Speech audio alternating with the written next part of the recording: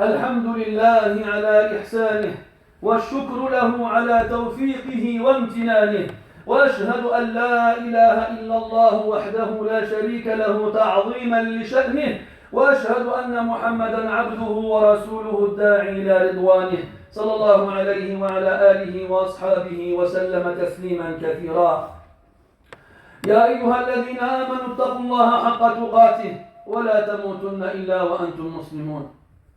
Chers musulmans, vous savez, il y a de cela un certain temps que je pense à faire un sermon sur le suicide. Car en plus du fait que l'Occident soit connu dans le monde pour avoir le nombre de suicidés le plus important, et cela année après année, on se rend compte malheureusement que même certains musulmans sont touchés par ce fléau.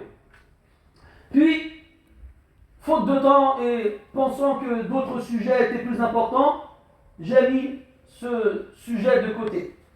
Et il y a quelques jours de cela, je suis tombé sur un article qui était répandu et diffusé sur certains réseaux sociaux, sur lequel on nous dit que de nombreux jeunes musulmans se filmaient, c'était une nouvelle mode, une nouvelle tendance, se filmaient dans les transports en commun, en train de filmer les paysages qui défilent devant leurs yeux, et ils disaient tous, si le suicide n'était pas haram, je me serais suicidé. Oh! Comment est-ce que des jeunes qui sont pour la plupart des adolescents, 14 ans, 15 ans, 16 ans, des fois un peu moins, des fois un peu plus, des jeunes qui sont au début de leur vie, qui n'ont encore rien connu de vraiment difficile, des jeunes qui sont pour la plupart chez leurs parents, sous un toit, à l'abri du besoin, ce ne sont pas des gens qui vivent dans la rue, ce ne sont pas des gens qui sont touchés par la maladie, ce ne sont pas des gens qui vivent dans un pays où il y a la guerre. Pourquoi est-ce que vous pensez au suicide? Et c'est ça qui est grave en fait. C'est que quand on se penche sur les raisons qui poussent certains, je ne dis pas tous, mais certains des jeunes à se suicider, comme on l'entend à la télé ou bien dans les informations assez souvent, le harcèlement scolaire. Vous savez, l'harcèlement scolaire, il a toujours existé. Hein. Quand on était petit, il y en a qui se sont fait harceler, et pas qu'un petit peu. Ils ont passé vraiment des journées et des scolarités difficiles. Ils ne se sont pas suicidés. Nous, à notre époque, dans les années 80-90, on n'a jamais entendu parler de ça. Pourtant, des élèves qui subissaient des harcèlements à l'école, il y en avait. Hein. Vous pouvez me croire. Et je pense que ceux qui ont à peu près le même âge que moi savent de quoi je parle. Et les jeunes d'aujourd'hui, le moindre problème qui les touche, ça y est, ils veulent jeter l'éponge. Ils veulent abandonner. Heureusement, que c'est le fait de savoir que c'est haram qui les empêche de le faire. Pour ceux qui ne le font pas, parce que malheureusement, il y en a qui le font. Malheureusement, il y en a qui le font. On a connu, nous, des gens qui se sont suicidés. Des musulmans, des musulmanes. On en a connu. Donc ça veut dire que cette mentalité, elle existe. Et elle est présente. Et on ne peut pas l'occulter. Alors on est obligé d'en parler. Et la vraie question, c'est quelle est la raison de cette dépression qui pousse des jeunes au début de leur vie, qui n'ont rien vécu encore vraiment de difficile, de se suicider. Qu'est-ce que c'est? C'est une faiblesse. C'est pas une faiblesse sociale, c'est pas une faiblesse intellectuelle, c'est une faiblesse dans la foi. Quelqu'un qui ne croit pas en Allah, qui se suicide, parce que pour lui, la vie ne vaut pas la peine d'être vécue, et après cette vie-là, il n'y aura rien d'autre. Sa démarche, elle correspond à sa croyance. Mais quelqu'un qui croit en Allah, et qui sait que pourquoi il est sur cette terre, et qui sait qu'après cette vie-là, il y en a une autre qui n'a pas de fin, et qui se suicide, c'est qu'il y a un gros problème. Cette action ne correspond pas à sa croyance. Et donc on comprend que ce qui le pousse à passer à l'acte, c'est une faiblesse dans la dans la croyance. Une faiblesse dans la croyance. Et Allah, dans le Coran, il nous dit qu'il y a des gens qui vont vivre une vie pleine de gêne. Une vie dans laquelle ils se sentiront à l'étroit. Une vie dans laquelle ils ne trouveront aucun goût, aucun plaisir. Ils ne trouveront rien d'agréable. Et il a appelé cette vie ad-dank. Il a dit subhanahu wa ta'ala وَمَنْ أَعْرَضَ عَنْ ذِكْرِي فَإِنَّ لَهُ مَعِيشَةً ضَنْكًا. Et celui qui se détourne de mon rappel, il aura une vie dank. Ad-dank en arabe c'est dire, c'est être à l'étroit. Être à l'étroit. Comme si tu n'avais pas de place pour te mouvoir, pour te déplacer. Comme si on t'avait enfermé dans un placard à la hauteur de tes mensurations. Tu ne peux pas bouger un membre, un doigt. Tu ne peux pas. Tu es à l'étroit. Tu te sens gêné. On t'empêche de bouger librement. Il a dit وَمَنْ أَعْرَضَ عَنْ ذِكْرِي. Celui qui se détourne de mon rappel. Et ça c'est la première des causes.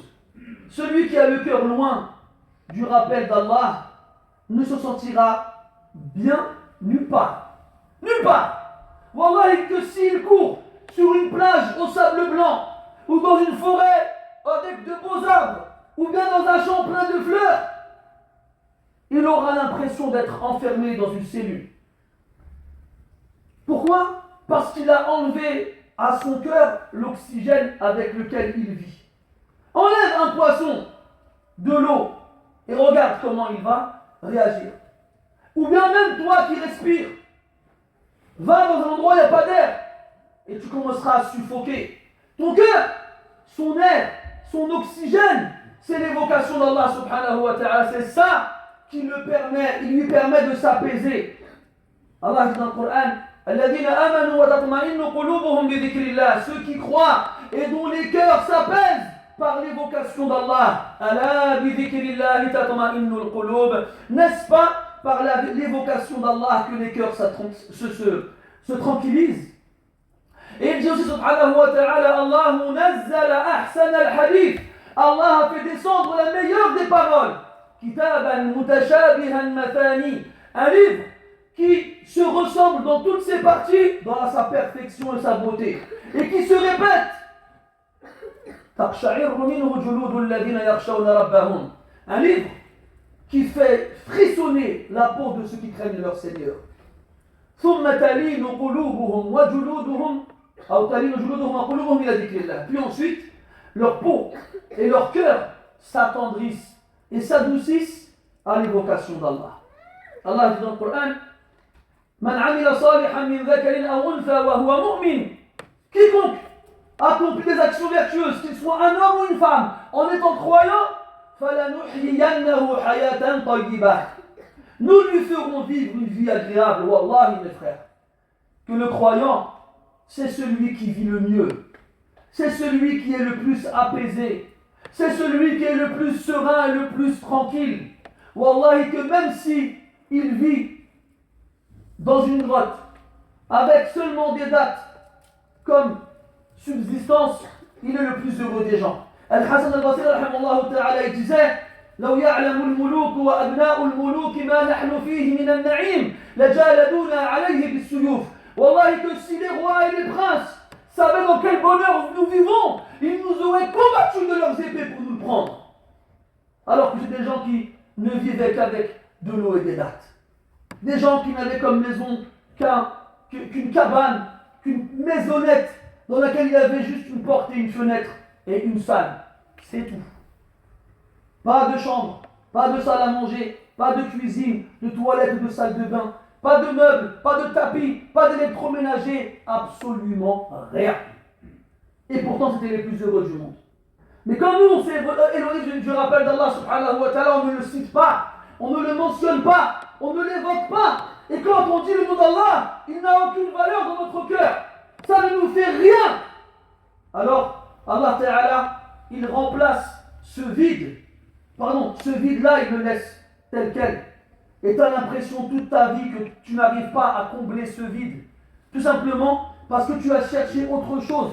C'est comme vous voyez les enfants quand on leur achète des jouets. C'est des sortes de boîtes avec un couvercle sur lequel il y a des trous avec des formes.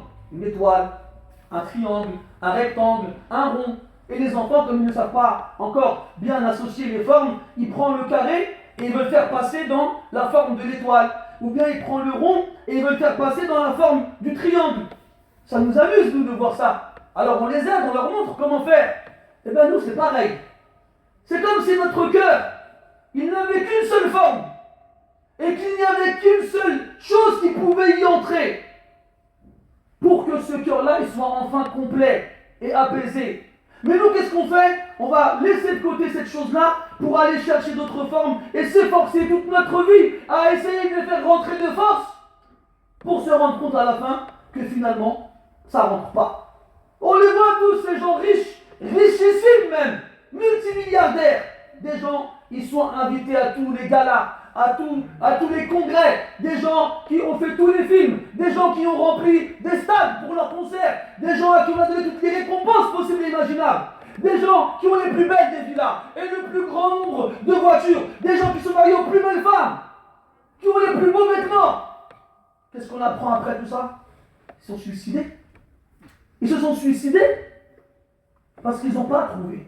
Ils ont frappé à toutes les portes de Dunya. Elles se sont toutes ouvertes à eux, et à chaque fois qu'ils ouvraient une porte, ils ne trouvaient pas ce qu'ils recherchaient derrière. Alors ils l'ont refermée, les unes après les autres, mais ils n'ont pas frappé à la seule porte qui leur aurait apporté leur bonheur. C'est celle de la foi, mes frères. C'est celle de la foi. Parmi les causes aussi qui poussent le croyant dans la dépression, dans l'envie de mettre fin à ses jours, les péchés. Mes frères, les péchés, on les dénigre. On a tendance à dire quoi? C'est pas grave. Allah, il va pas me punir pour ça. Allah, il va pas me faire rentrer en enfer pour ça. Mais le problème, c'est qu'on cumule ce genre de péché jour après jour, jour après jour, jour après jour. Et on oublie que le péché, c'est une flèche qui touche ton cœur à chaque fois et qui laisse une trace noire. Une trace noire. Si tu te repens, alors Allah, il va polir l'extérieur de ton cœur comme si jamais auparavant il n'avait été touché par quelque chose. Mais si par contre, tu ne te repens pas après avoir fait tes péchés et que tu les cumules jour après jour, les uns après les autres, les traces noires ne vont cesser de prendre de la place sur ce cœur jusqu'à ne lui laisser aucune trace de sa couleur d'origine. Les péchés, des obstacles qui s'interposent entre nous et Allah subhanahu wa ta'ala, des obstacles qui nous éloignent de lui. Et aussi, parmi les causes qui poussent ces musulmans à penser au suicide, à vouloir mettre fin à leur jour, c'est la mauvaise opinion envers Allah subhanahu wa ta'ala. Ils ont une mauvaise opinion envers Allah subhanahu wa ta'ala et ainsi ils désespèrent qu'Allah vienne à leur secours, qu'Allah leur apporte de l'aide et qu'Allah les assiste dans leur malheur. Ils ne pensent même plus à demander à Allah de les aider, de changer leur situation. Ils ont désespéré et baissé les bras. Alors que par Allah, si ils avaient eu une bonne opinion envers Allah subhanahu wa ta'ala, si ils savaient comment Allah ta'ala s'est nommé et comment il s'est décrit dans le Coran et comment le prophète l'a fait dans la sunna alayhi salatu wassalam, jamais ils n'auraient désespéré de lui. C'est lui qui dit dans le Coran وَآتَاكُمْ مِنْ كُلِّ مَا سَأَلْتُمُوهُ. Il vous a donné de tout ce que vous lui avez demandé. وَإِنْ تَعُدُّوا نِعْمَةَ اللَّهِ لَا تُحْصُوهَا. Et si vous cherchez à compter les bienfaits d'Allah, vous n'y arriverez pas tellement ils sont nombreux. إِنَّ الْإِنسَانَ لَظَلُومٌ كَفَّارٌ. Certes, l'être humain est injuste et ingrat. On voit que ce qu'on n'a pas et on ferme les yeux sur ce qu'on a. Et Allah, il sait à quel point ce qu'on a est grand. Comment avoir une mauvaise opinion envers celui qui s'est nommé lui-même Ar-Rahman, Ar-Rahim, le tout miséricordieux, le très miséricordieux, celui qui nous dit dans le Coran qu'il est le plus miséricordieux des miséricordieux, celui qui nous a informé qu'il s'est imposé la miséricorde à lui-même, il se l'est imposé comme attribut, celui qui nous a informé que sa miséricorde est plus grande et plus large et plus vaste que toute chose, celui qui a chargé son messager de nous informer alayhi salatu wassalam qu'Allah est plus miséricordieux envers ses créatures que ne l'est la mère envers son propre enfant. celui qui a ordonné au prophète alayhi salatu wassalam de nous informer qu'Allah Ta'ala a fait que sa miséricorde l'emporte sur sa colère.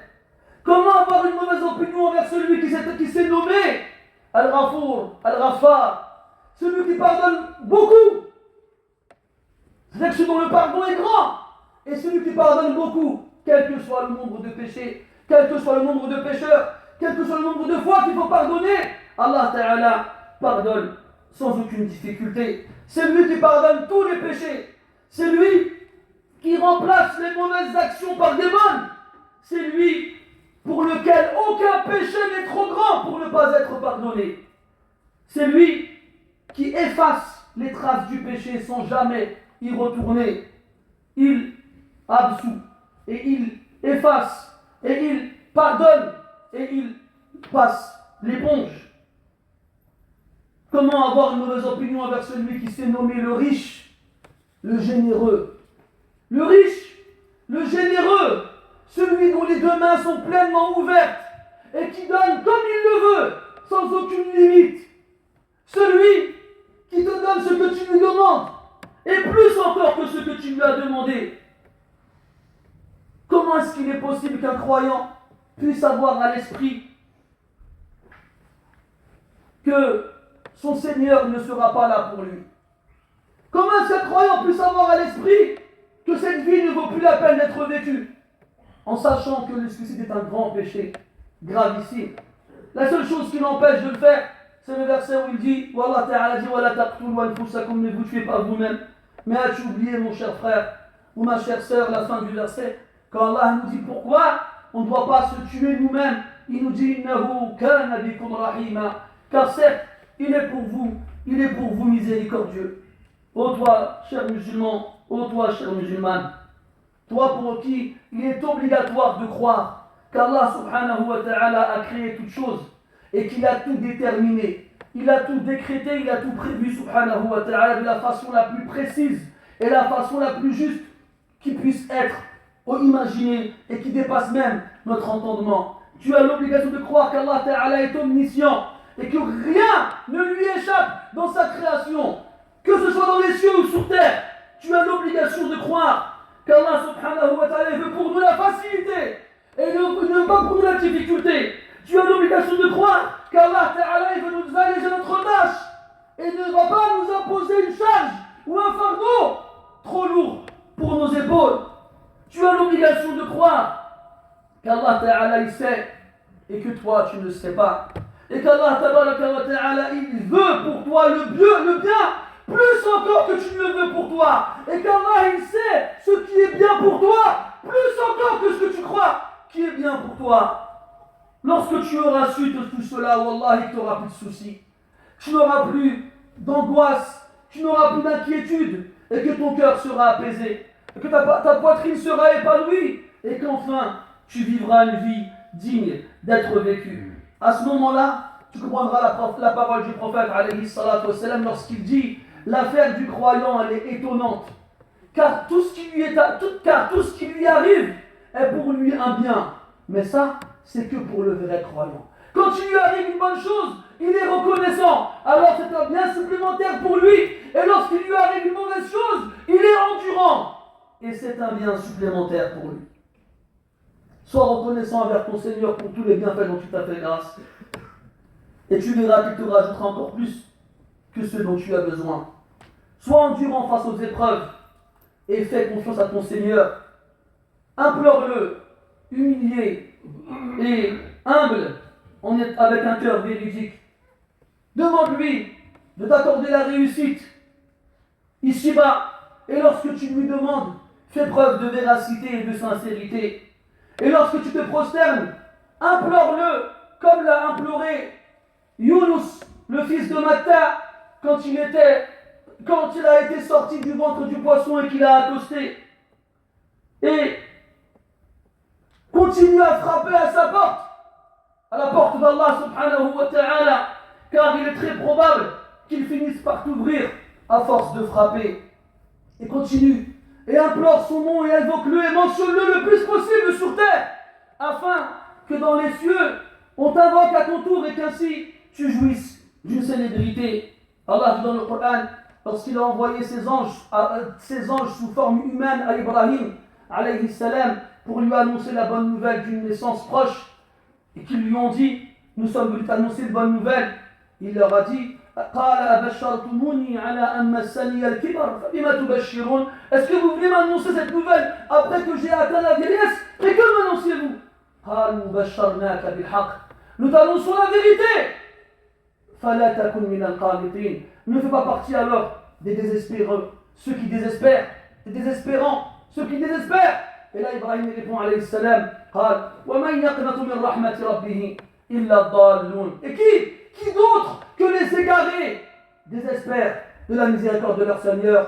لا تيأسوا من روح الله إنه لا ييأس من روح الله إلا القوم الكافرون. لا تقنطوا من رحمة الله إن الله يغفر الذنوب جميعا. Ne désespérez pas de la miséricorde d'Allah et du soulagement d'Allah, car il est proche.